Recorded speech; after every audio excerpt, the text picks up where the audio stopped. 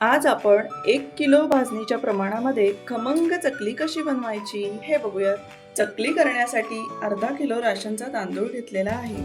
तांदूळ व्यवस्थित निवडून घेतलेले आहेत. एक कॉटनचा कपडा थोडा ओला करून घेऊया. अशा प्रकारे ओल्या कपड्याने व्यवस्थित तांदूळ पुसून घेऊया. आता दुसऱ्या सुती कापडावर हे रात्रभर फॅन खाली वाळून घेऊ. तांदूळ मीडियम फ्लेमवर भाजून घेऊया. तांदूळ छान फुलून आलेला आहे. तांदळाचा कलर पण बदललेला आहे. आता याला आपण एका प्लेटमध्ये काढून घेऊया. 200 ग्रॅम चणा डाळ स्वच्छ करून निवडून घेतलेली आहे. ओल्या कापडाने पुसून फॅन खाली याला आपण वाळून घेतलेला आहे. मंद गॅसवर आपण याला तांबूस रंग येईपर्यंत भाजून घेऊया. चणा डाळीला हलका हलका तांबूस रंग यायला सुरुवात झाली आहे. आपण आता याला प्लेटमध्ये काढून घेऊया. 100 ग्रॅम मूग डाळ मंद आचेवर तांबूस रंग येईपर्यंत भाजून घेऊया. मूग डाळीला हलकासा तांबूस रंग आलेला आहे. आपण याला प्लेटमध्ये काढून घेऊया. 50 ग्रॅम उडीद डाळ मंद आचेवर रंग बदलेपर्यंत भाजून घेऊया. उडीद डाळीला छान सोनेरी रंग आलेला आहे. याला आपण प्लेटमध्ये काढून घेऊया. आता पॅनमध्ये आपण 50 ग्रॅम जाड पोहे घेऊयात. छान कुरकुरीत होईपर्यंत आपण यांना भाजून घेऊयात. पोहे छान कुरकुरीत भाजून झालेले आहे. यांना आपण प्लेटमध्ये काढूया. 50 ग्रॅम साबुदाणा 3 ते 4 मिनिट व्यवस्थित भाजून घेऊया. आणि बाकीची जी धान्य आपण भाजून ठेवलेली आहेत त्याच्यावर प्लेटमध्ये काढून घेऊया.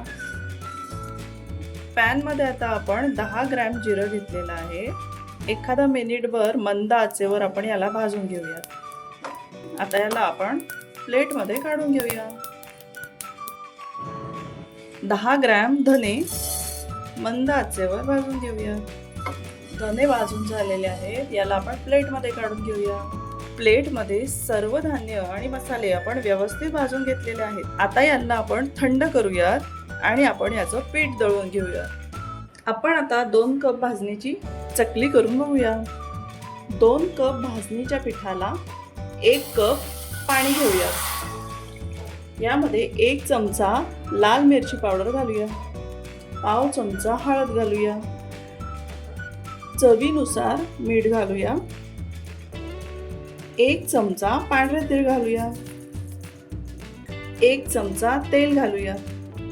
आता पाण्याला आपण छान उकळी येऊन देऊया. पाण्याला उकळी आलेली आहे. गॅस मंद आचेवर ठेवूया. पाण्यामध्ये हळूहळू 2 कप भाजणीचं पीठ घालून घेऊया. व्यवस्थित मिक्स करून घेऊया. भाजणीचं पीठ आणि पाणी व्यवस्थित मिक्स केलेलं आहे. याच्यावर आपण झाकण ठेवूया आणि 10 मिनिटं बंद करून ठेवूया. 10 मिनिट झालेली आहे. भाजणीची उकड आपण परातीत काढून घेऊया आणि त्याला व्यवस्थित एकजीव होईपर्यंत मळून घेऊया. यामध्ये घालूया पाव चमचा ओवा. जसं जसं गरज वाटेल तसं तसं गरम पाण्याचा हात घेऊन आपण चकलीच्या भाजणीचा मऊ गोळा करून घेऊया. भाजणीच्या पिठाची उकड परातीत काढून घेतलेली आहे. सर्व पीठ व्यवस्थित मळून एकजीव एकसारखं करून घेऊया. पिठाचा गोळा मळताना छान मऊ करून घ्यायचा, म्हणजे सोऱ्यामधून चकल्या पाडताना त्या व्यवस्थित एकसारख्या पडतात, मध्ये तुटत नाही. सोऱ्यामध्ये आपण छोटासा पिठाचा गोळा घालून घेऊया. तो झाकण व्यवस्थित बंद करूया. बटर पेपरवर गोलाकार चकली पाडूया. सुरुवातीचं टोक आणि शेवटचं टोक अशी दोन्ही टोकं दाबून घेऊयात, म्हणजे चकली तेलामध्ये सुटणार नाही. मंद आचेवर चकली तळूयात. 1-2 मिनिटांनी पलटी करून घ्यायची. जोपर्यंत बुडबुडे जात नाही तोपर्यंत मंद आचेवर चकली खरपूस तळून घ्यायची. आता चकली तेलातून बाहेर काढू. खुसखुशीत खमंग काटेदार चकली तयार आहे. आता आपण आणखी तळून घेऊयात.